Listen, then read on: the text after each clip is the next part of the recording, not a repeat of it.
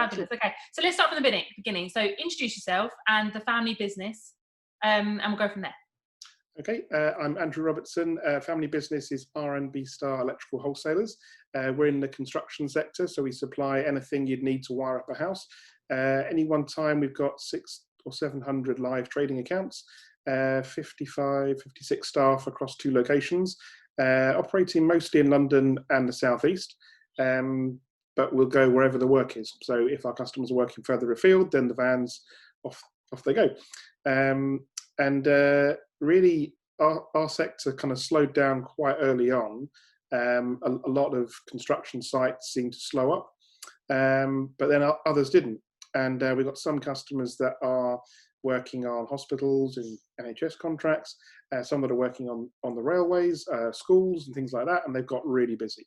So it wasn't really an option for us to completely shut down, but we couldn't operate on the sales were about 1/3 of what they normally are. So when we were kind of looking at what the options were, and we waited and waited and waited until the government announced the furlough scheme, and that was perfect for us. Sad because, you know, people aren't going to get the full amount of money and they're going to be at home. But we took the decision as a family to furlough all of the family. That was the first step. We're not needed to run the business. We don't have day-to-day roles, although 1 or 2 perhaps think they do. So for us to kind of lead by example and say, well, as a director, I can be furloughed, but still carry out my statutory duties. So I'm not breaking any rules by making sure that we're getting the right things in place, but I'm not actively doing a day-to-day job. And it's been nice because I've been spending more time with the little one. My wife works at home and she's got a very rigid job where she has to be logged into a Zoom call for the entire day. So for just the 3 of us at home, it would have been very difficult if I was working all the hours that God gives, with a little 6-year-old turning 7 to try and look after. But for us, it's been very tricky to try and work out how we could continue, and hearing about the loan and then starting to go for the CBILS application, say, well, actually, we need more than £250,000. Is anyone prepared to put their house on the line? You run a limited company because you don't want to put your house on that. That's the whole point of it. Yeah. And then a dialogue with the bank, and our relationship with the bank had been quite difficult. We've been through restructuring the last 3 or even 4 years of losses. So we kind of went into this just coming onto the cusp of a recovery, putting the right team members in place, getting all the wrong people off the bus and all those things, and everything started to pick up. We were posting some profits, and then this happened. So it was difficult to know if we were going to get the support from the bank. And in the early stages, it looked like we weren't. And then when the Chancellor made that announcement that he made some changes to the CBILS application, the bank just rolled over completely. So we put the application in last week. We haven't got it confirmed yet, and everything's kind of crossed, because that will allow us to make our supplier payments more or less on time. And with probably 90% of the workforce furloughed, it really, it's preserved jobs. So, you know, like it or kind of loathe the current government, I think they're doing what it takes for small businesses. And I know there's people that dropped through the cracks. We had a couple of people start work for us in March and just missed that cut-off. And we had a member of staff leave in March. And I contacted her this morning because I read that we could re-employ her and furlough her, because her new company has said, oh, I'm really sorry, you haven't even started yet. And we've got a lady meant to start with us next week. That's just not going to happen. So it's tough. And I think for some of the decisions that we made, who was going to furlough, who wasn't going to furlough, we kind of picked our kind of A team, because we had to have probably 10 people in the warehouse. And then as we started to approach them, some people had reasons that they really didn't want to be at work. They'd rather have taken the furlough because they want to lock themselves away. They've got a partner with severe asthma or young kids and don't want to have the risk of running to work. So we had to change that team several times. And the people that are there, hats off to them. They're driving out, taking the vans out to building sites, delivering to 10, 15 places in a day. They've got the masks and gloves and all that kind of thing. But it's scary times. And I suppose that's the only thing that I found most difficult, is none of the family are on the front line. You kind of want to be there, but realistically, there's very little that we could do. Yeah. Okay. So let's rewind to your application for the Business Interruption Loan Scheme then. So is that something that scares you, that you're worried about, or do you feel confident that it's going to do the job it needs to do? I was very scared about it. The first couple of calls I had with the bank, I didn't think it was going to happen. The advice I had from our financial advisor was also particularly negative. The last call I had was very positive. So you don't ever want to count your chickens, and if it doesn't come through, it will be very, very difficult. But equally, I've kind of got this attitude that everyone's in the same boat. So if it doesn't come through, it will mean paying suppliers probably within 4 or 5 months late. Yeah. And if we contact all the suppliers and tell them that, then I can't imagine anyone's going to do anything unnecessary. No. We've got customers that have gone completely dark on us, that owe us lots of money, but they've shut their company down, hauled up at home, or perhaps they've got sick and they're recovering. Everyone's in this together, and I'm certainly getting that feel. But there's no reason I see why this application won't go through. From the last call I had with the bank and all the work we've done to put together the application, it's going to happen. Let's look positively. Yeah, so it's all getting a bit hairy though, isn't it? It's all very, people worrying, if it's going to take 6 weeks for my money to come through. I mean, even the furloughing, fantastic scheme, but realistically, having to bankroll this month's salaries until the money comes through, it's tough for any small business. Yeah, I spoke to the payments ledger clerk this morning. He said, we've got quite a lot of money sat there. I said, well, that's reserved for wages. And he said, but they've been furloughed. Yeah, but we don't know if the furlough is going to come in time. Everyone's mortgages, they may not have deferred their mortgages in time. So there's no guarantee. And if you'd heard that you've been furloughed and you worked out your sums and thought, well, actually, I'd rather not defer my mortgage. And then you find out that your company can't pay you because the government's going to be 2 or 3 weeks late.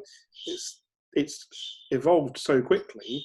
Who knows if it is going to be available. So we've kept a chunk of money aside for this month's wages. But that's meant delaying payment to some suppliers, losing settlement discount, the kind of thing that we would hate to do. But so far, so good. Everyone's been very understanding. Good. Okay. So how do you feel as the leader of the business now? And I know you say you don't have such a day-to-day hands-on role, but essentially you are the family, you are the leaders of that business.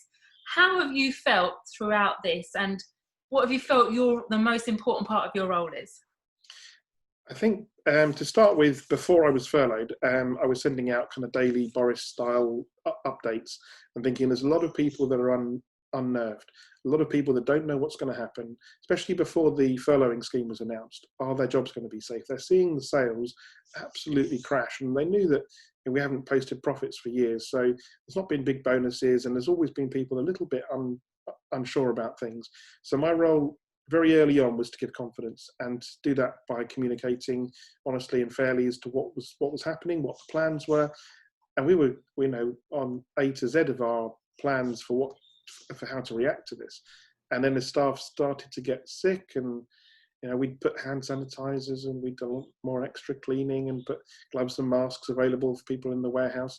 But when all of a sudden we realized 10% of the staff were self-isolating with symptoms, luckily it didn't spread rapidly around the company, and everyone was pretty sensible. We didn't have anyone overreacting. Okay. And I've had a few members recently, actually this week, saying they feel quite uncomfortable about carrying on trading. There's no legal reason why they shouldn't. They're allowed to. They haven't been, locked down. But they feel uncomfortable that people might see that they're out working, they're being irresponsible, but they've got to keep the lights on. So, you're out there, you're out on sites, like you say, you've got hospitals that are customers and schools. And how do you deal with it, that sort of reaction? Yeah, it's difficult. And I think very early on, I was asking advice of friends within the police force and saying, are we considered to be essential? Because if we're not, we don't, a lot of builders merchants closed after that announcement on that Monday, thinking that they weren't essential. And we were getting reports of other wholesalers where police were going in, shutting the trade counters, or at least fining people for being there, vans that were being stopped. So we took some advice fairly early on for some friends in the police who turned around and said, no, the construction is going to continue. And especially if you've got customers that are working on essential products. But also keeping the warehouse running, being able to supply things for the DIY trade. And I know we're not supposed to be at home fixing everything, but sometimes if you're at home and you are kind of locked away, if you haven't got a project to keep yourself occupied, you're going to go crazy. And then you're going to start to flout the rules and then go out a bit more. So having people in the warehouse being able to supply things via the web has been quite useful. And I think necessary. I disagree with people that are going out needlessly and buying things they shouldn't do. But if you're buying online, it's been delivered to your house and the couriers are going around and about anyway, and it keeps you from going insane, I think it's a reasonable argument to say it's okay. So when we met a few months ago, we talked about your web presence, and as a relatively small electrical wholesaler compared to some of the big national firms. And we talked about the importance of web and that it was growing. It was something you guys were doing, but could do better maybe. Has this sort of sharpened your focus on the business model, or has it helped you sort of shine a light on the things that actually you do really well or things that you need to improve? We made a kind of a conscious decision to not be too picky, because I think previously we only sell things online where we weren't undercutting what we would sell things for to our normal customer base. Because if you spend hundreds of thousands of pounds a year with us and you go online and you find that a plug or a socket you bought from us, you can buy cheaper on Amazon. You think, well, that's not fair. But the only way we can sell it on Amazon is to sell it for that price. So, and to get the Amazon recommended, you've got to be the cheapest.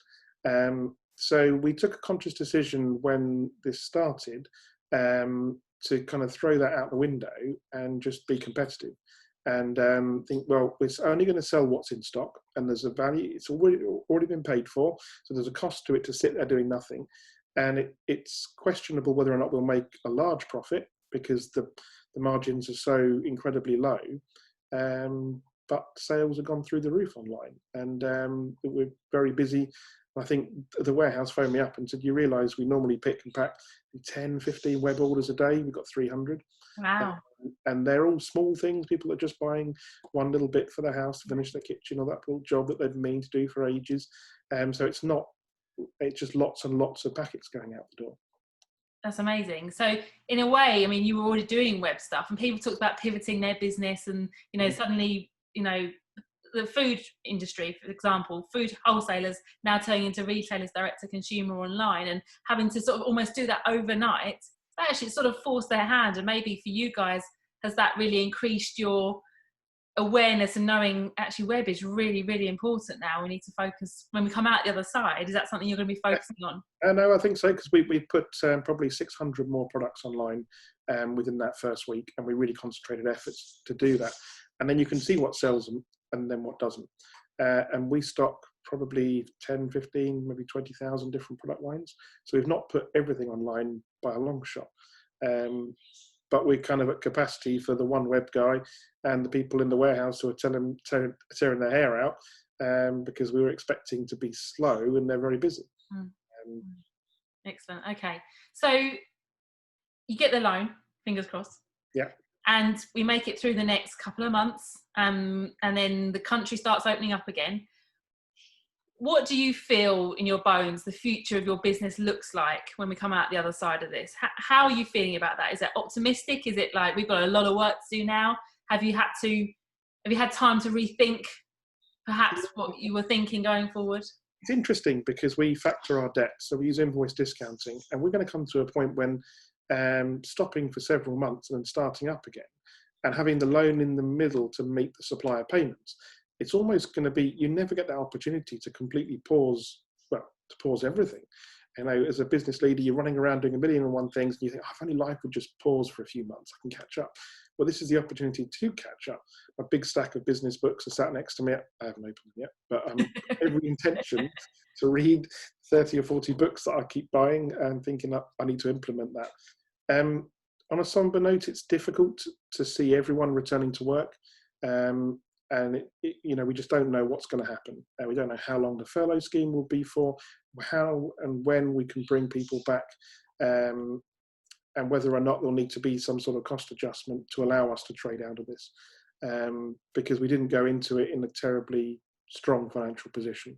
But it may be what the business needs. I'm a very firm believer that everything happens for a reason. And if we were trading unprofitably for years because we were hanging on to people in roles that perhaps weren't there anymore, this will force our hand. Unfortunately, we'll do everything possible to make sure that everyone's dealt with in the right way. And I'd like to think we can bring everyone back over time. I'm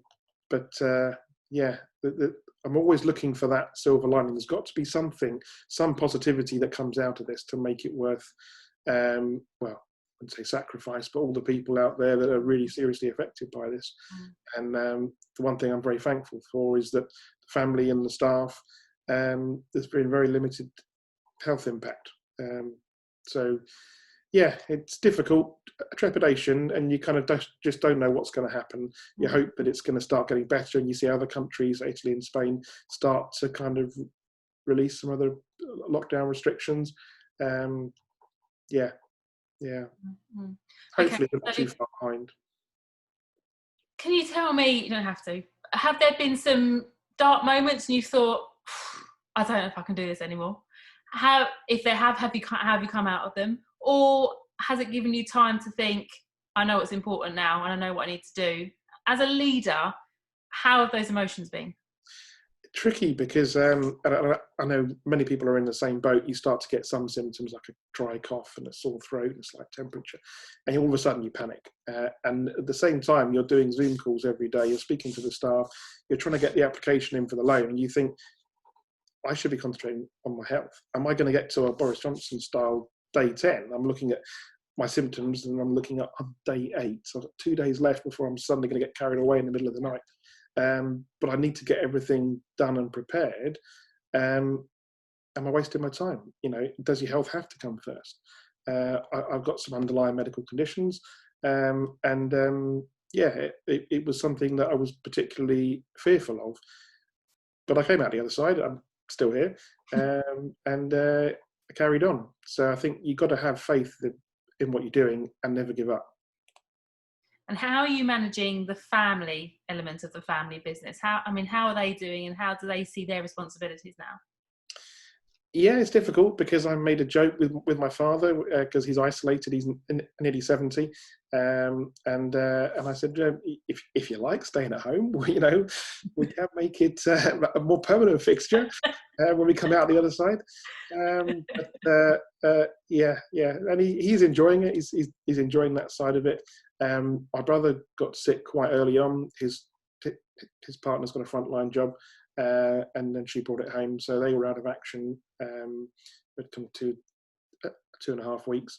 Same with my cousin; he's got loads of kids, and they kept going down with something or nothing.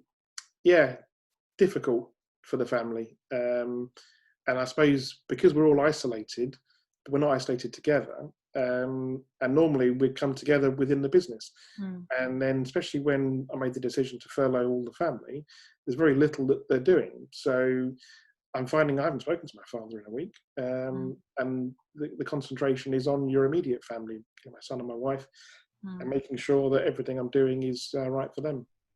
Interesting, isn't it? That how the family business was the linchpin that gave you a reason to talk to each other. And actually, it's interesting, isn't it? Because I think sometimes you're at risk of feeling like you communicate with each other because you see each other at work all day, every day. But actually, when was the last time you had a proper meaningful conversation with your dad or your mum as dad and mum, or brother or cousin? Yeah, it's interesting, isn't it? You brought that up, actually. Okay, so there will be lots of people out there running businesses. Some your size employing 50, 60 people, some employing 5 or 6, some employing 500 or 600. So everyone's going through their own thing, their own journey. And they'll be at different stages along the way. The one thing we all have in common is these are our family businesses. This is our blood, sweat and tears. It's our name above the door. And all of a sudden, we have become the people that people are looking to for answers, and that's hard. That's a lot of weight on your shoulders, isn't it? Particularly if, like you're third generation, aren't you? So nobody wants the family business to fail on their watch. You know, if the business has been in your family for 100 years. Yeah. Have you got any advice or any, nuggets of wisdom for people thinking, this is really taking its toll on me, I don't know if we're going to get through this, or my mind is just a mess? What would you say to people just like you, running a family business, facing, these really tough times? I think stay calm is one of the key things, because I didn't perhaps to start with. And then if you're starting to get overstressed and over panicked, you're more likely to get sick. And it could be that I just had a cold and I dealt with it particularly badly, being a man. But staying calm and seeing that there is support out there. Being proactive is also really important, because I was talking to different business leaders and different advisors when they announced about the retail sector suspending the rates and having grants available. And I said, well, what are we classified as? Because we've got shop fronts, we've got trade counters that supply public as well as trade. And if you look at kind of Screwfix, B&Q's trade style model, I'm sure they're classed as retail. We're not, we're classed as wholesale for rates, and that's probably historical. It was probably set up years and years ago, and it was probably a good reason why we were classed as wholesale, because it's a huge building with a tiny shop, but that shop does £100,000 a month. And that's trade coming in and out, which now isn't coming in and out. So I waited and waited and waited, started to make some calls and thought, well, actually, I should have done this right from the beginning. Got in touch with the local authorities and said, look, what do you have me classified as? Because I don't know. And can it be changed? Should it be changed? I don't want to be doing anything that's unjust or unlawful. But my shops are literally shut down. I'm still making deliveries, and I'm making, we got some customers that will come to the car park and will come out, and then we'll take the payment over the phone, so they're not physically allowed in the premises. But we took those kind of proactive steps quite early on, provided the evidence, and said, well, look, you assess us and decide whether or not we're retail or wholesale. Probably the honest answer is we're a mixture of both. And a lot of the steps that are being put in place aren't necessarily a one-size-fits-all. But I think you've got to do everything possible. All the support that's there needs to be gathered. And really keeping an eye on what's happening with the furlough. Because I only read last night that you can re-employ people that have left, and then they can have the furlough with yourself. If I hadn't have read that news article that came through from Peninsula on the HR advice side, I wouldn't have known that, and I wouldn't have contacted the people that had left in March and said, oh, I can re-employ you, because you're probably not going to get it where you are. And then that's advice for people that are about to start, and say, contact your current employer. So, I know everyone gets 101 COVID-19 updates from everywhere. Pick on the important ones and then digest them. Perfect. And I guess about being proactive about it. Don't bury your head in the sand. If there's something that's causing you a knot in your stomach, just get it out there and just find out the answer, even if it's not what you'd like to hear, but be proactive about it. Definitely. And ask for help. Yeah. Brilliant. Okay. Thank you so much, Andrew. And my apologies for my kind of hairy approach. Not at all. I'll come out the other side and I'll definitely shave before going back to work.